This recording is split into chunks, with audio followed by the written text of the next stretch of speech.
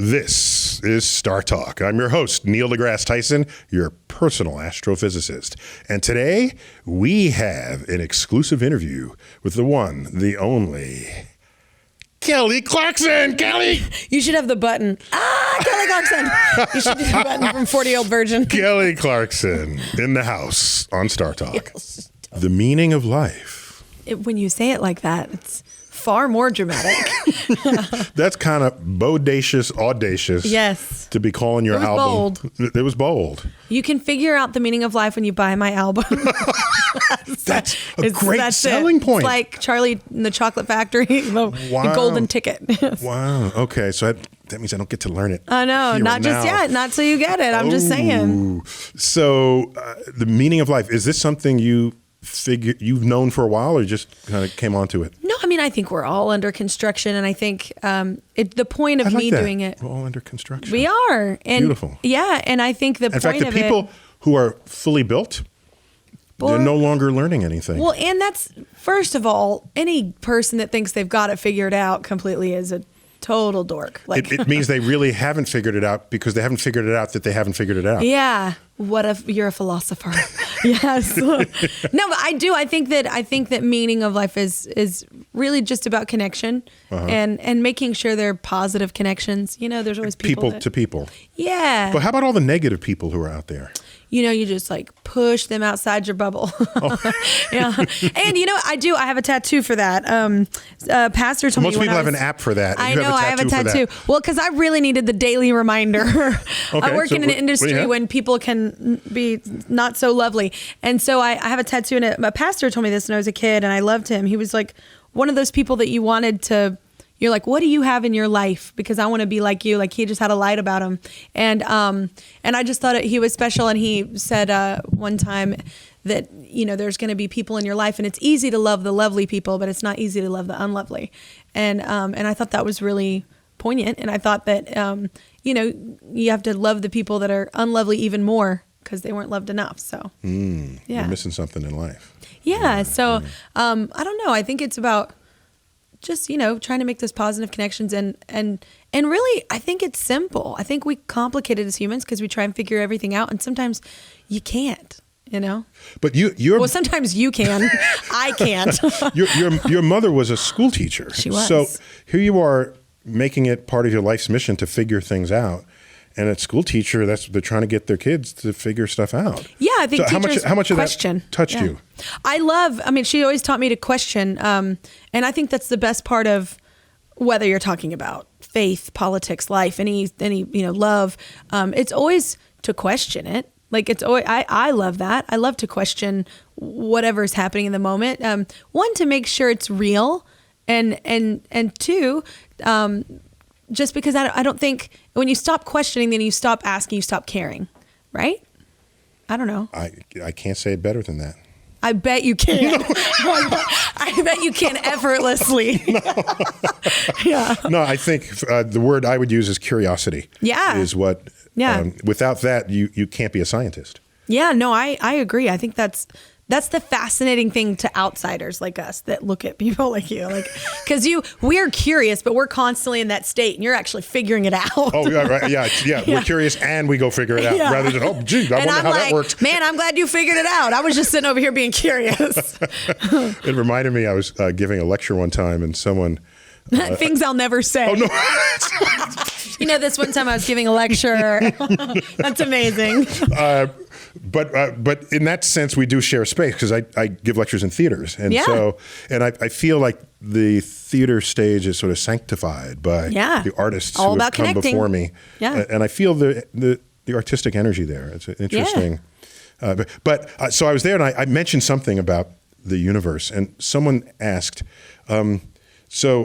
where did you get that information? It was great. I don't mind that. Yeah. And they said, where did you look up that information? I said, I calculated it. Oh my gosh. Right. And people think that like a wiki page is like handed down from God on a tablet, right? And I say, no, You're Oz behind the curtain. I'm the class of people who write wiki pages. That's what we do, right? Wow, things I'll never say again. Yeah. Somebody got mine wrong. I was Catholic for quite a long time. It's not always right. Yeah. It's often wrong. So you've got kids of your own. 4. Are you sort of channeling your mother's teacher energy in how you're... Definitely. Yeah. I am exactly like my mother in a lot of ways. Yes. In good ways. And all the often when people say that, you turn into your mother. No, there are moments whenever I'm like disciplining my children and I'm like, oh God, this is my mom. But no, But the teacher side of her. The education side of her. I definitely am the one in the household that the kids maybe don't like as much because of that. I'm constantly making sure they're reading. That's a big thing because we have a lot of younger kids, so I think that's where it starts. And because one thing I didn't know or appreciate until I had kids, and surely you see this, that children are so curious that their curiosity can actually kill them if you don't intervene. Oh my God. Even reading a simple book, like we were reading a book last night, my daughter and I, Princesses Wear Pants.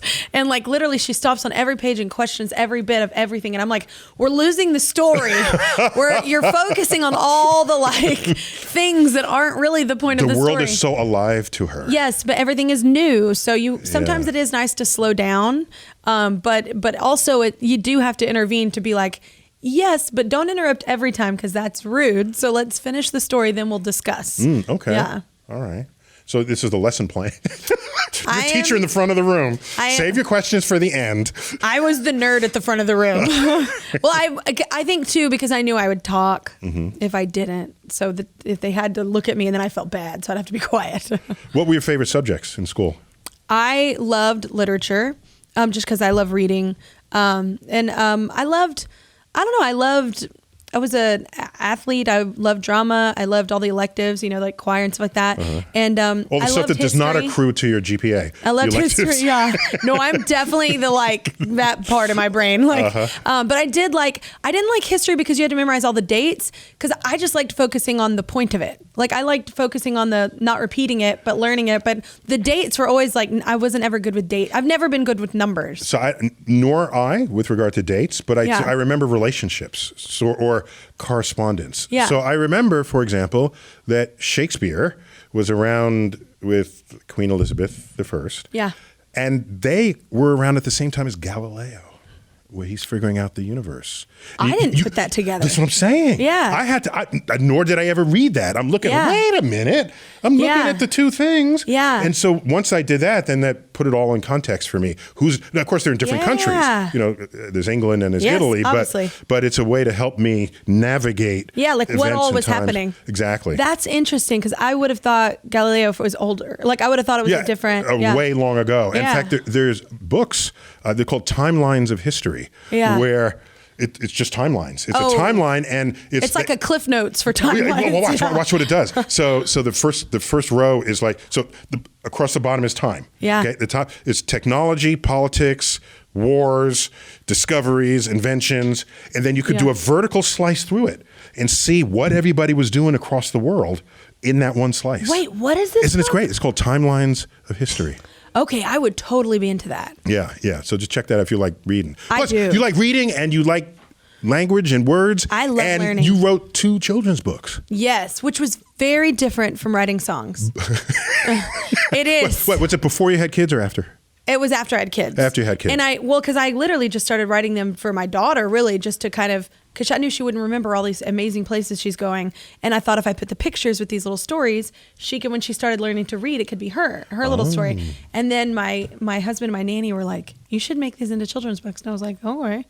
And and then I thought it was going to be very easy, and it was not, because you're publishing the whole other thing. The meter in which you write is completely different than how you write for songs, and how kids take it in, and how you have to almost play with the words, and how the meter has to be just kind of very perfect, and people go to school for that. Right. So my editor was very helpful. But.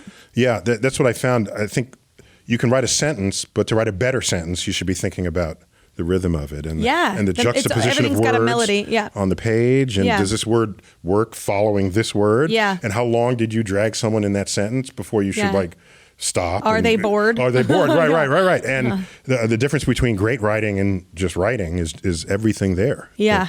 Now that's got me thinking. I can read a poem on a page or rhyme, and it'll mean something informationally to me, perhaps. But if I hear you sing it, there's a whole other conduit of communication going on. Oh, definitely. And are you must be self-aware of that, and you can go in there and you can manipulate it. How do you grok that? I think I don't even think about it. I think I'm just I've always been touched by music, even before I knew I could sing. I loved dancing. I loved music. It was a safe place for me. It was a whole different kind of learning, just with people's lives, whether it was, rock, rap, pop, like country, whatever you were listening to. It's, the music is a very good indication of the time in that timeline that you're referring to. Music, if you look at it, it always follows it, because we're obviously, artists are affected by our, nature and nurture a bit. So, I don't know. What's your goal? You can reach people emotionally, but you also would have the capacity in a song, because a song is a story, to reach people informationally. Yeah, I mean, what's your balance? I like to be throw a bit of, be a bit poetic, but at the same time, keep the story simple enough to where people aren't focused on the words of the story. It's more focused on the feeling of the story. It's more focused on how that made me feel, and how that, because I'm more of an emotional person. Because otherwise, just go out and read a damn book. Yeah, I mean, if you want words, too many words. All right. Yeah, and I don't know. I've always been the one to focus more on. Like, I always feel like, okay, I know I talk about Meryl Streep a lot, but my point not yet on this show. I know, but I'm just saying I do talk about her a lot. But here's my point. I've never said this before, but it's like, and I love me some Meryl Streep. But I feel like she's one of those people. It could be a silent movie, and she would effortlessly, flawlessly dictate by her emotions, her eyes, just every part of her. You would know exactly what she's saying without her saying anything through the entire movie. I think she would have been like the most fantastic silent actress as well, because she's got that art to her whole, like, physical body, her emotional state, in her eyes, like in her mouth, and her, all of that, whether it's Miranda Priestley or whatever character she's playing. And From The Devil Wears Prada. Yes, or if it's Out of Africa or Sophie Shores, like whatever those are, she does so much. And I think that as a singer too, like, that's what I try to do, like with songs. I try to, like, whatever the words are, I could be not saying words at all and just singing melody, but by my intensity, or by the modulation of that, by my emotion, you could almost tell the story I'm saying without even there being words. Like, so that's my goal. That's beautiful. Not that I achieved that, but that's Meryl does. Meryl does, but no, that's beautiful. That's. I think not enough people know that, or feel that, or understand that. Yeah, it's almost like you want everything, because if you have everything, if you focus on that, and then you put amazing words to it, and then you put amazing, set behind that, it becomes this amazing show that people, you want all those things to be firing on all cylinders. Can I tell you something about you that you might take for granted? What? Okay, so... Can I tell you several? No, it was just a quick thing that happened to me. Yeah. That leaves me wondering whether it is a state of existence for you rather than just a thing that would happen. Yeah. So I was, not to get morbid on you, but I was eyewitness on September 11th, because I lived very close to the collapse. And I was there at my window, the buildings collapsed, people jumped. I mean, it was, and I'm a pretty stoic guy. And after those days and just that event, I was... my rational brain was no longer operating. Yeah. And I was just feeling everything. Yeah, and you almost didn't know where to put it. And it was spilling out of me. And I would see someone slightly sad in their face, and I was like, "Oh my gosh, can I bring them flowers? Can I? Yeah. What can I do?" And I'm just wondering, you as an artist, that makes you a great human. Well, I judge. Oh, by the way, and my writing over that time was better, I think. Yeah. And then as time went on and I began to lose it, the writing kind of went back to what it used to be. And I'm just wondering, was that moment that I experienced something that you live as an artist? Well, I think is that a fair question? Yes, and I think that I think artists of all kinds, painters, sculptors, writers, singers, whoever. I think we all Capital go A in and artist. out of that. Yeah. Capital A artist. Yes. But I think we all go through that. And what you do with, as an astrophysicist is almost, that's an art. Like it's a form of art, like that I don't get, but it is for you. So I think anytime we always have moments where we're really deep in it. And then we have moments where we love it, but for some reason it's not affecting us as it normally does. I think we always have those like tug of war, like roller coaster things. And the bad thing about it is, I think it was Sting. I heard Sting do an interview one time, and he was saying, it's sometimes it's horrible writing a record because it's the most miserable time. Like it's the most, draining period because you're wanting to be a vessel for all these messages and you want to do the best you can. But it's, and actors say that a lot. They get so, they delve into these characters and they get lost in it. And it's a catch-22. You want to do that, but at the same time, you don't want to get so far gone that you can't even help yourself. So, but I mean, I don't know. I go in and out of that. But I will say every time I perform, even if I'm sad or tired or, just exhausted or overwhelmed or whatever, I'm incapable of not going in. I still, when I perform, I'm always in the moment, like especially since becoming a mother. It's just like emotions times 100. Yeah.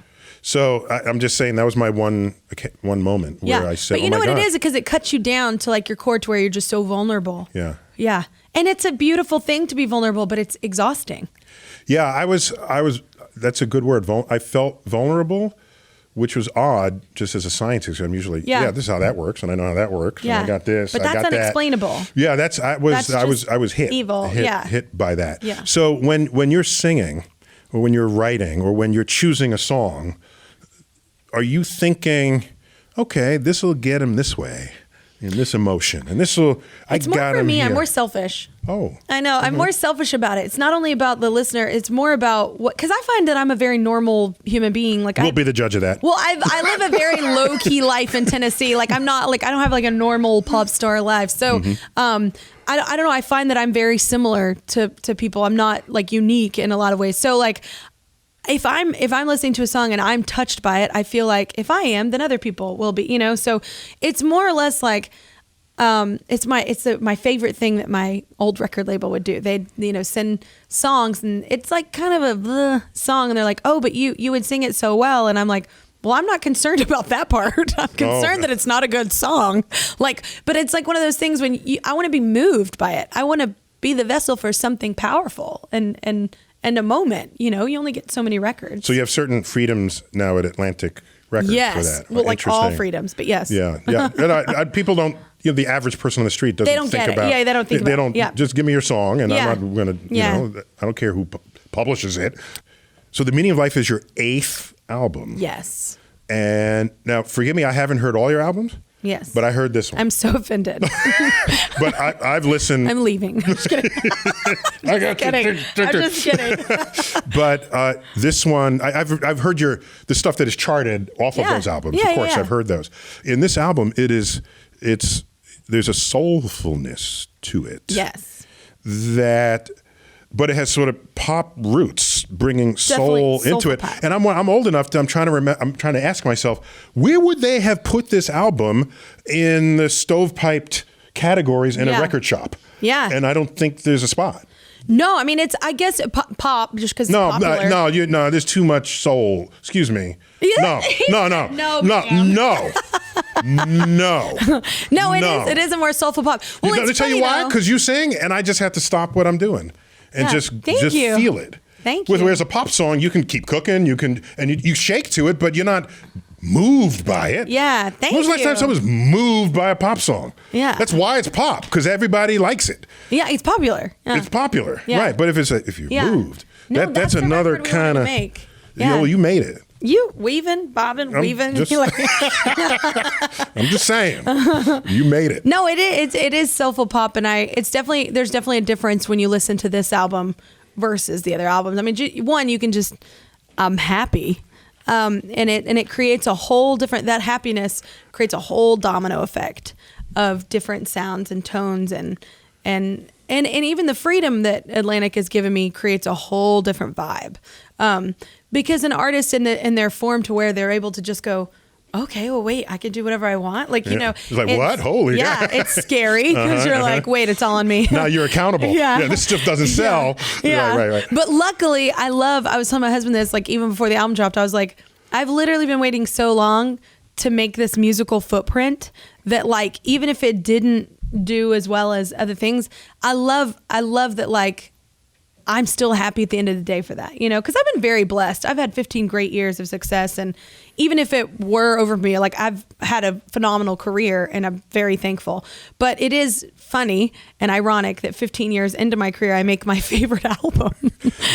People think that everyone's first album is going to be their best or their most significant. Yeah. And if not, then they don't sign you or they don't. But I mean, I think there's wisdom, there's physical, intellectual, emotional maturity. There's life. Yeah. And my favorite Aretha records didn't come out till way into her career. Excuse me, on first name basis? Aretha Franklin? No, my favorite ones, though, didn't come out till really after she signed with Atlantic. Oh, like, really? Okay. Yeah, so it was another reason why I loved just the label and the nostalgia of it. Like, I loved her Amazing Grace double album. Oh, yeah. Okay, who doesn't? Right. Yeah. Right. So do you think of your voice as an instrument that needs cultivating and care? And, yes. Okay. Yeah, no, I have to. The reason why I ask is we were in the green room before you performed in the YouTube space, and I love it that they call it space. Yeah, you YouTube would. Space, yes. If you got space in your name, I'm good with it. But before, you were like just yucking it up with everybody in the green room, and you just walk out there, and then out comes this. Well, I warmed up earlier this morning, so I worked before. I've been working since this morning, so I definitely aim to warm up every day. It's just like a speaker, like a public speaker. Like your voice is, or a runner, your voice is a muscle. You know, it's these little things that you have to keep trained. And I know some singers don't have to. I think I've heard Jennifer. In an interview, Jennifer Hudson, she said that she didn't. You're all your first name people. Oh, sorry. I'm going to start name dropping first name. No. Okay. I'm saying it because I don't think she does. Stephen Hawking. Yeah, okay. All right. My turn. My turn. Okay. My turn. Yeah, you're in a different pool of people. I was reading Ike the other day. Isaac Newton. Yes. Okay.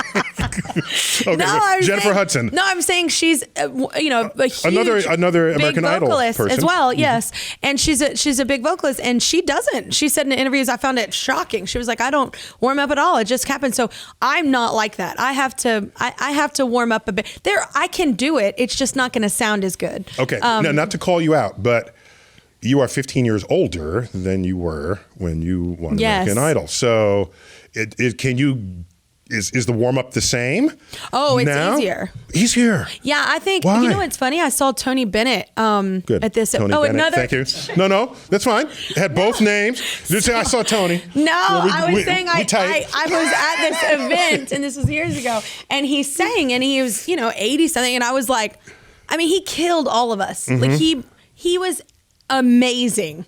And I'm a Tony Bennett fan, but I was, I don't know. I thought maybe the older we get, like, I don't know, sometimes people sound different. He sounds even better, like a fine glass of wine. It's so beautiful. Yeah. And I will say, if you're doing things correctly and you're taking care of yourself and you're not ruining your chords, you're not ruining your chords, you're not getting nodules, you're not doing things that you're not supposed to be doing. Your vocal cords or your musical cords? Your vocal cords. Okay. Well, like is that a weird question? I don't know. I didn't know. No, I mean my vocal cords. Vocal cords. You're not. You hear people having to have surgery, all that stuff. If you're taking care of yourself, I think that you get better with age. Your voice sounds more lived in, and it sounds like I can go lower, I can go higher. I like that phrase, lived in. Yeah. Like a good pair of boots. Yes, my favorite voices aren't like mine. My favorite voices are stylists, and I'm not a stylist. Like I love Bono, I love Annie Lennox, I love Reba, I love even Aretha. Like there's a style to them. Like I love so many different genres. I think that's why I'm not a stylist. Like I like to float, but and that's clear. Yeah, I love to. Yeah. Many artists, yourself included, have certain issues with society that you want to change, that you want. Yes. What's your short list of those? Oh gosh, I mean, open-mindedness. Yeah, we need fairness, more of that. Yeah. Oh my gosh. Yeah, I mean, just overall, bullying. I think was one of bullying is a huge problem, especially when you have children. It's even magnified. It's magnified even more so. But I don't know, I think an overall open-mindedness and just that whole thing that you're taught when you're a kid, like putting yourself in somebody else's shoes. I think if we literally did that more often and imagined it was a direct impact to our daily lives, we would be more open-minded. So what I wonder is sociologists like study this stuff. And I wonder if the real solution is just to get people who are well known to just be the champions of all these things that society needs and doesn't know that they need it. I know, it's really funny though, because every time an artist says anything, you get the shut up and sing. We just wanted to hear you sing. We just want to see you play football. Yeah. We just want to see you. Yeah, I'm just saying, it's like, it's always like we just like as if we have the one thing that makes us us. And I think the important thing is I try not to get mad at that. And I try and have an open dialogue, whether it's social media or in meet and greets when I meet people or wherever I am. And I try to keep an open dialogue and an open mind, because you're not going to change someone's heart by returning their hate with hate. So I try to be positive and I try to be comedic, have a comedic timing about it kind of thing. But that's so beautiful. Well, I try, but it's hard. It is a hard thing because I don't know, people don't want to hear certain messages from people apparently. So it is always funny though, because at the end of the day, I'm like, well, I'm a human and I'm a mom and I'm a wife and I'm more than just a singer, so, and I have, a mother of 4 that I don't know. I feel like as a parent, I'm explaining a lot away every day. And, especially with our 10 and 16-year-old, they're starting to ask us questions that I'm like my husband and I were at dinner and I was like, oh God, they've never been interested in politics before, but now they're afraid. And I'm like, so it's just like an interesting thing to navigate. 3, 10 and 16. That's the whole range right there. Well, because our 16-year-old keeps saying, well, I'm going to vote in 2 years. Like, why should I vote? How should I vote? How do I know who to trust? Or how, all these questions that even as an adult are hard to decipher. Yeah, and the interesting thing is most kids vote as their parents vote. Totally. Yeah, it's an interesting. I was not one of them. But, it didn't go over well. But not the Thanksgiving table. Yeah.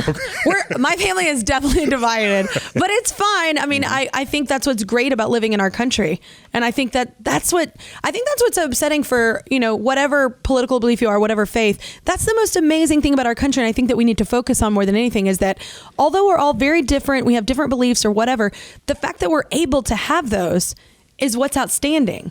And I think that people focus so much. It's like idle hands, are the devil's work. And it's like, people are I'm like, are y'all that bored that you're just trying to I don't understand what's happening. Like focus on the positive, focus on the similarities, focus on the great change. I try to not distract people so much as to give them a higher level of things to think about. Absolutely.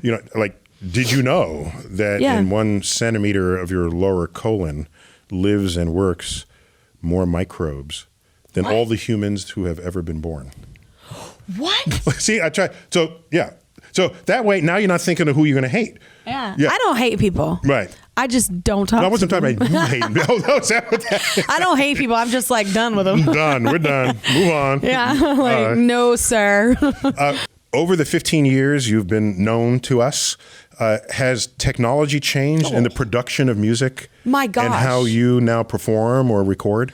Literally, I feel like, especially in my career, from the 15 years I've been doing this, it has been dramatic changes. There have been dramatic changes every couple years. I remember when Napster first came out, and they were the devil. Oh, and now we're old? You're not that old. I'm 35, but I started at 19. So, it's just I remember that was just oh my God, the end of, whatever. And now streaming is a huge thing, and we're embracing it and we're just figuring it out and how it's going to go. But it's always been, I had cassette tapes to CDs to an MP3 to, what I'm saying? Now we're just streaming. It's just so... And I don't think you should try and keep up. So you started a cassette tape. You didn't say 8-track. See? No, I was cassette tape. My day, we go 8-track and we go back. Cassette tape. Yeah. My Paul Abdul straight up now tell me. So okay, but that's how you ingest music. But how about in the performing of music? Are there any technologies and microphones or mixing tables? No, I mean, I think we're pretty... I like an organic vibe. I mean, we throw in some cool beats, and we've gone on tour with a DJ before. And there's some cool effects you can do with bullet mic effects and stuff like that. But I don't know. I don't really, I like keeping it pretty organic and just, because I think people don't come to, I don't dance, I don't fly, there's no fire. Like, it's like just me. No explosions. Yeah, it's just me and my band. So we try and make things sound, amazing live. Like the music and the vocals, we want to really pierce through the atmosphere, like in the crowd. So I used the word atmosphere. I noticed that. I'm totally digging it. That was for you. Did you know that Earth's atmosphere is to Earth as the skin of an apple is to an apple? What's that thin? It is that thin. Dang. And we're messing that up right now. We're just... People, we are small within it, so we think you can just pollute it and who cares? Yeah. No, it's this What are your thing. thoughts on, I know this is you are supposed to be starting, but I'm curious, with like Tesla, like with Elon Musk, like doing the whole Mars thing, like saying we have to be a multiplanetarian, like species to survive.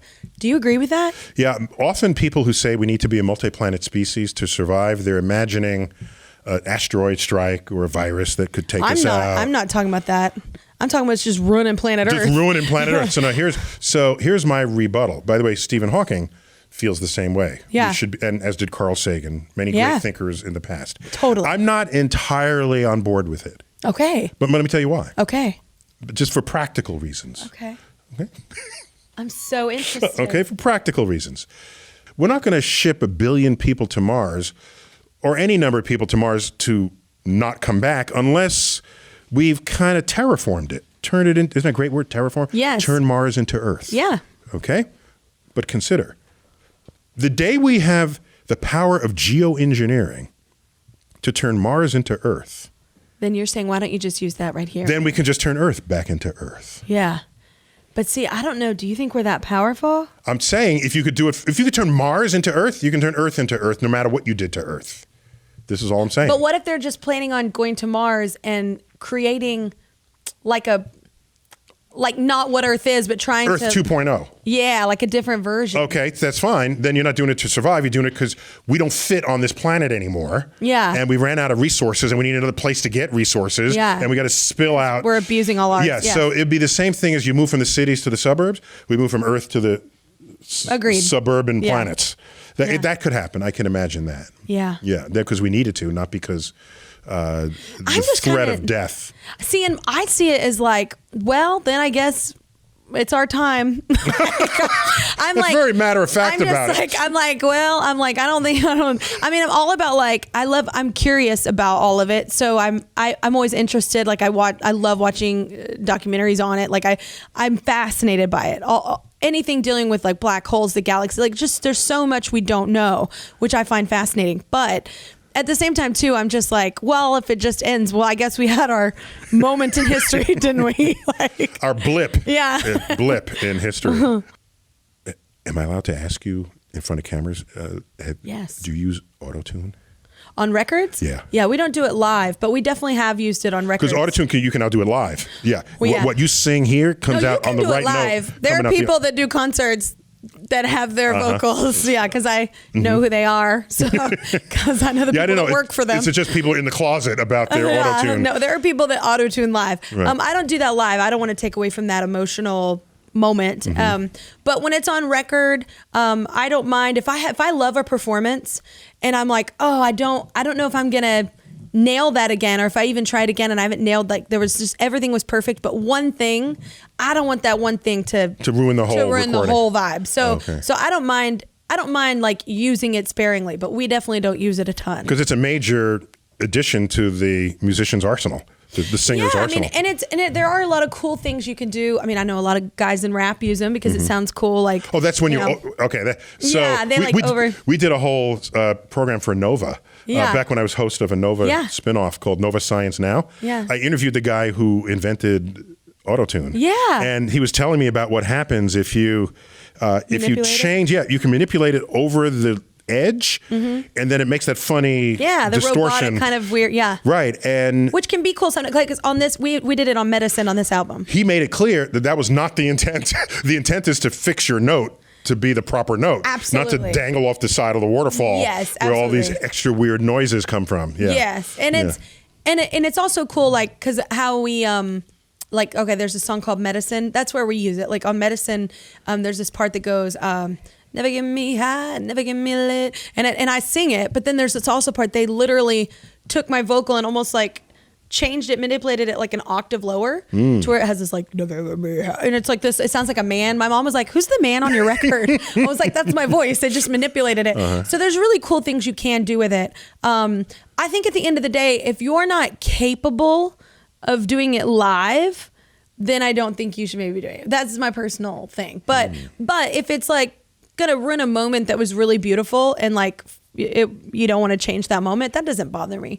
I just think it's cheating when they do it at a live show. Because why I think that's cheating is for all of us that are working our tails off, and we might be emotional and pitchy at points. That's not fair, because then people, pitchy? It's false advertisement, you know? Pitchy? Yeah, what does that mean? Yeah, like if you're pitchy, like, if you're going for me and you go, me. Oh, okay. Yeah. You said it as though that's like being bitchy. Pitchy, yeah. I didn't know if there's something. Well, you'll get bitchy after you're pitchy. That step follows. There's a cause and effect. It's a reaction to every action. But no, I don't know. So I also understand you wrote a lullaby for each of your 2 books. I wrote a lullaby for the first one. I love lullabies. Yeah, They're I do so too. Beautiful. It was when I was going to write a lullaby for each one, and we might still do that. But the Christmas one, which was the second one in the River Rose series, I actually did a full-on Christmas song for, because we thought it would be cool, because there's not a lot of original Christmas songs out there. We always even on my Christmas album, there's few, but a lot of them are classics. Yeah. But I love that one. But it's nice to do something original every once in a while. So we did a full-on Christmas song for the second book, but there's a lullaby for the first one. It's the song I sang to her when she was a baby. So the book series begins with what words? I mean, the River Rose and the Magical Lullaby is the first one. Okay, River Rose and the Magical Lullaby, and then it's River Rose and the Magical Christmas is the second one. Okay, and we'll see more, presumably. Yeah, there's a whole series that I've written. We actually didn't plan on the Christmas one; it just came up. Right. And my editor, I was like, "We can do that in a year, right?" And he was like, "Uh-huh." And I was like, because I really wanted it to come out. It's a fun age, for River Rose, the real River Rose, like for Christmas. So I thought it would be cool. She loves it, so it's kid approved, which is hard to get. They stamp it and it's good. Yeah. So lullabies, I think it's scientifically demonstrated to be soothing to babies. I mean, we knew that empirically, but I think you can study brain patterns and what parts of it hits, and it calms anxieties. It's almost the same as a speaking voice, like a smooth, rather than like your voice compared to my speaking voice. Yours would be more soothing. So you can sing and I can speak, and we can go on the road. We have a duo. I'm ready. I say the universe, and I go the universe. Yeah. Have you ever interviewed Blake Shelton? No, I haven't. Oh my God, I want y'all to talk. Okay. This would be amazing. I'll look for him. I want to do it with y'all, because I'm just going to laugh. Speaking of Blake Shelton, are you now an advisor to American Idol? Now, what is your I'm role? An advisor to The Voice. Oh, The Voice. But I'm an advisor on this current season, and the next season I'm a coach. I have my own chair. Oh, okay. My own button. Right, all right, because The Voice, you're not facing the performer. And you start off, with the blinds, which is amazing. Yeah, as it should be. Yeah, that's actually how I started singing, because I sing classical stuff, and every time you'd go to a competition, they weren't allowed to see you, so you'd have to perform I performed behind screens for years. You know what started that? What? They had auditions for a classical pianist and violinist and things, and orchestras were predominantly men, out of proportion with the number of women who were competing. Oh. And so the evaluators were picking men, saying, "Oh, they play better in music," and they put a screen up, and now the fraction of women went in. Yeah, so now it's a thing. Yeah, I mean, there's a song about it. Video killed the radio star too. Like, and there's a bit about it that I like about the blinds on The Voice, is that you can't see them. It's not about the aesthetics. It's about the true talent and merit of the singer. Right. So you're not only a performing artist, you're engaged in some social activism when you can, and when you can make that change. And I from what I read, you're also a philanthropist? I mean, I try and shed light on organizations that I feel like need more attention. It's always funny, because being in the spotlight, we get so much attention, and it's nice to use that for something good. Spread the love. Yeah, and it's nice to, especially if you're passionate about it. Like, what are you passionate about? Well, I've worked recently. I'm really into XQ Super Schools, just because I did this it's funny. I didn't even know they existed. And then like I randomly did this event for them, and they haven't been around. I think 2015 maybe is when they started.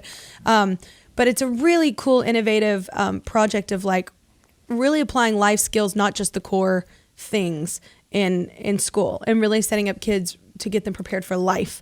And it's a lot of that kind of innovation and progressiveness that my mom, she started a school actually that was a public school, but it was like a lottery to get in. But, and it was, not having teachers stick to exactly the tests and everything, because kids learn differently, and all kids are, some are more creative, some are more math based, some are more, it's like, we're all different. And so it's really cool how they're trying to be innovative in the sense of changing this archaic system that our educational system is. So you became a singer, not a teacher, but as a singer, you're enabling teaching. I could never be a teacher. I don't have the patience. But I respect them. You're doing the next best thing. But I respect them more than any other, vocation, just because it's you're not paid well, and you give so much. People are always like, oh, they get 3 months off. I'm like, no, they don't. They don't get summers off. They're all in their oh gosh, what are they called? Well, they're working. They're workshops. Mm-hmm. They have my mom had workshops all summer. So they're always constantly working, and they're. It's funny because we were all those kids in these classrooms, and like we go off and we're successful and we make all this money and like do all these things. And these people that are the reason why we've become who we are and why we are successful are working for nothing and giving everything. Because it's not just my mom, especially, and all the teachers she worked with, it wasn't just teaching them those core subjects. It's also teaching them to be a great human. And it's also teaching them social skills and how to not be socially inept and act as a team and setting them up for life. And I just feel like we could do better, especially since we have 4 kids. I would like for us to do better, to get kids excited about it, to apply it in a way that is applicable after they get out of school. I don't know. I really loved what XQ Super Schools is doing. I think it's cool. So you're from Tennessee?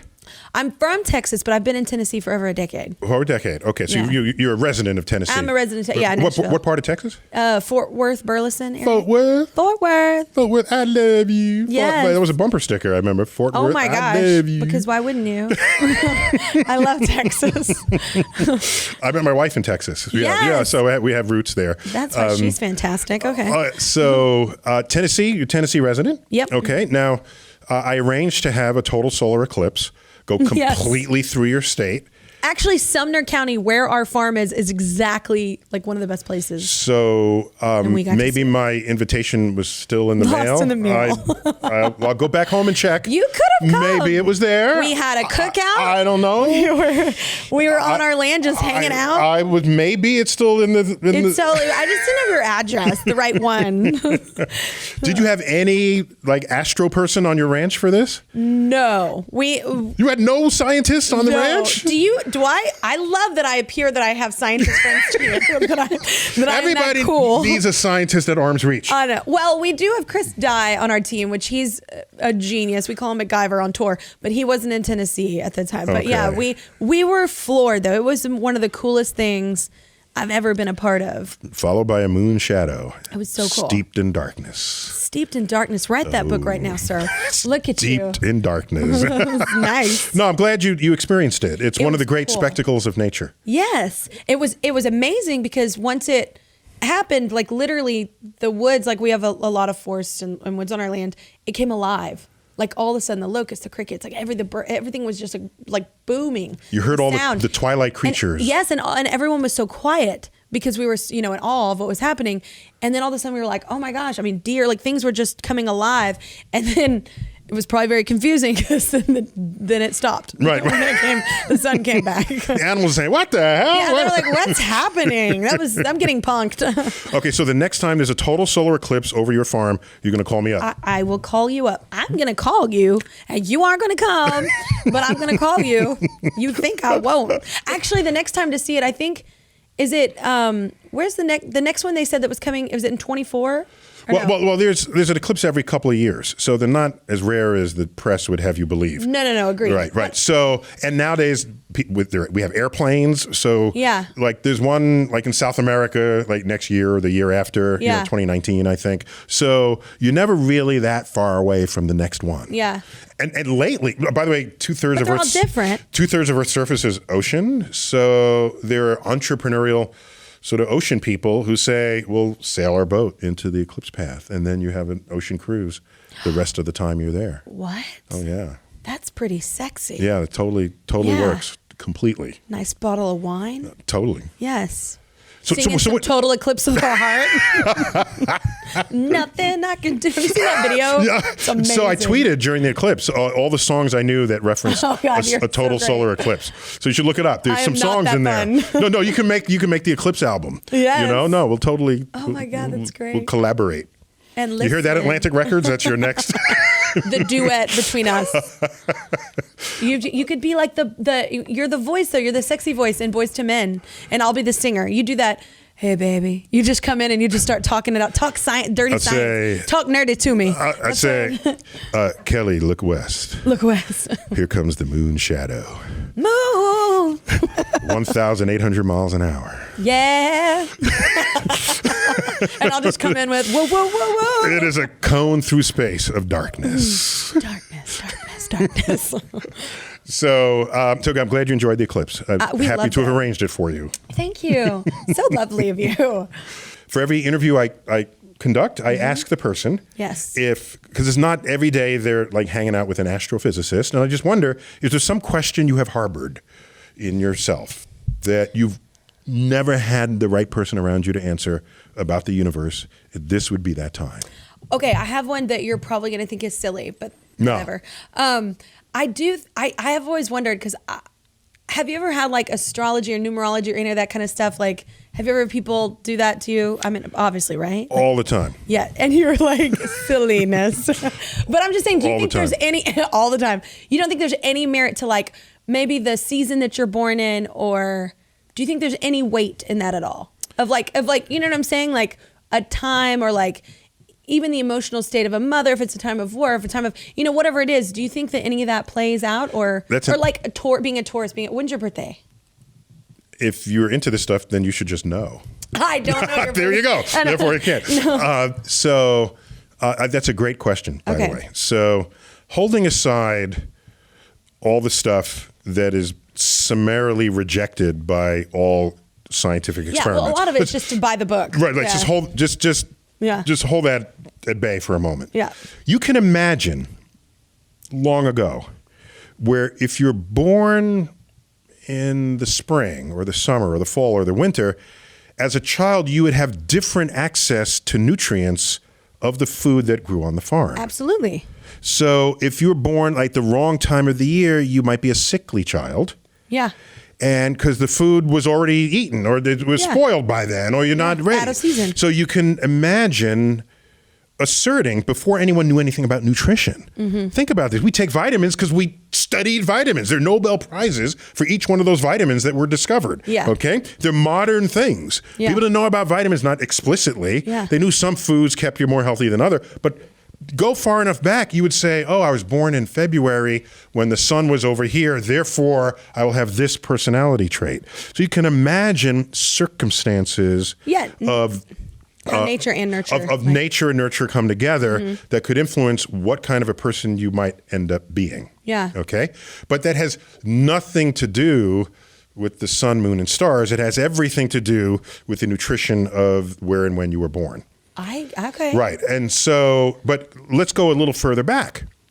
You can imagine, here you are, let's go back to Egypt. Mm-hmm. And I love where we're at. And the star Sirius is rising just before the sun in the morning sky. Dawn. And Cleopatra says. And they say, because Sirius, the star Sirius, the dog star, is visible at this time of day, right in the early morning, the Nile will rise.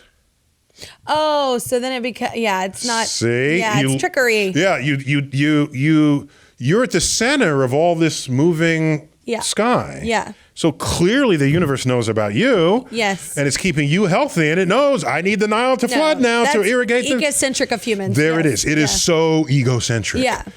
And it's still egocentric. People saying, "Oh, Mars is in retrograde, therefore my life is affected by that." You think Mars? I think that's bullcrap. You think Mars gives a rat's ass about you?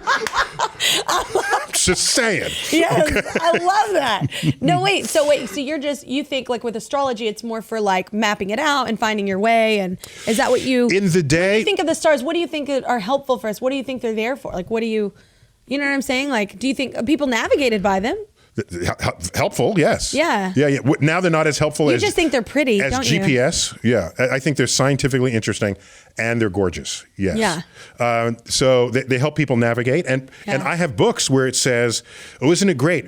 God put these stars in this way to help me find my destination."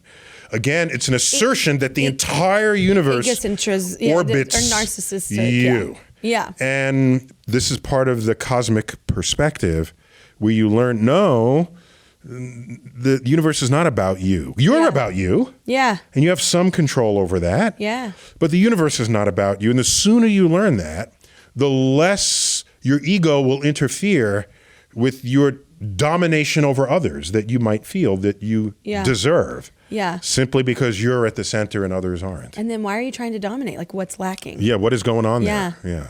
It's like the older man with the sports car. You're like, what are you making up for? what are you compensating for? What are you compensating for? Just at the time, just so you know, because I'm a guy, so I have to defend guys. Not defend, but let me explain this away. So a guy at middle age has generally vastly more income than when they were starting out. Absolutely. So right about when they might want the sports car, they actually have the money to afford it. And they're freaking out because they're 40. But I assure you, at age 18, if they could have afforded the sports car, they would have. Yeah. Without any reference. Y'all just would have always been a tool. I'm totally kidding. I've owned sports cars. I'm totally kidding. No, I'm just saying. No, I'm totally kidding.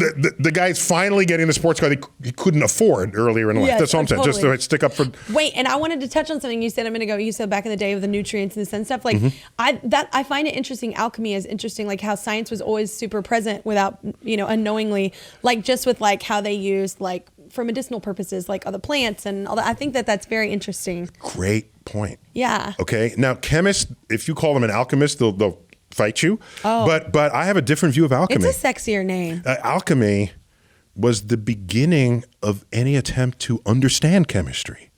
I agree with that. And if the alchemists kept using nature, they kept good notes. They said, if I add pitch blende to this and I take salt to this, and they wrote it all out. Yeah. And they just were betting on the wrong horse, that they can turn one element into another, turn lead into gold, turn iron into silver.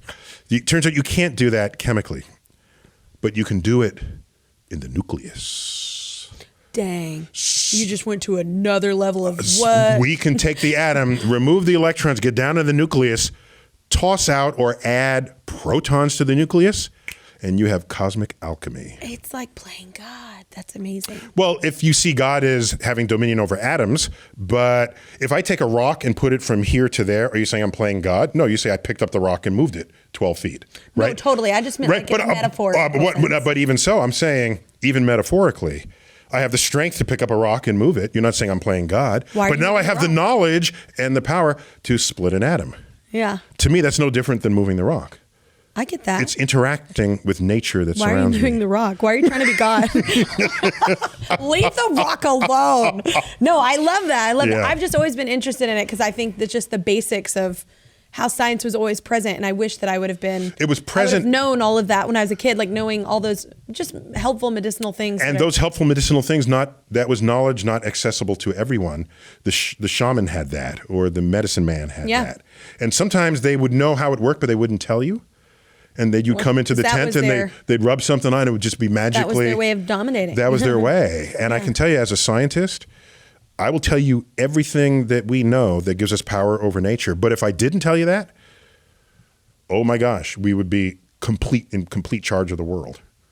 Oh, God. Yeah, you would. Yeah, if I say, here, do you not feel like you are right now? If I say, I think you're confused. Speak into this device, and I will transmit your voice to another place and another time. The first time someone saw fire and went, my God, you're a god. Yeah. And then you hear your voice over there, and you say, oh my gosh, how did you do that? You're a magician. And I will not explain to you electricity and wires and magnets and all the rest. I can leave that out, and then you will come leaving gifts at my doorstep. Yeah. Yeah. So that's the difference between science and magic. In science, we explain what we do. Yeah. You have to. We do. We want to. Yeah. Because we want to bring everybody with us. Yeah. Kelly. I wish I'd have grown up with someone like you around me. I would have loved that. Thanks for being on StarTalk. Yes. Thank you for having me. And good luck with the album. Sometimes you need luck, unfortunately. Thank you. You know what? But with the meaning of life. Happy. With the meaning of life.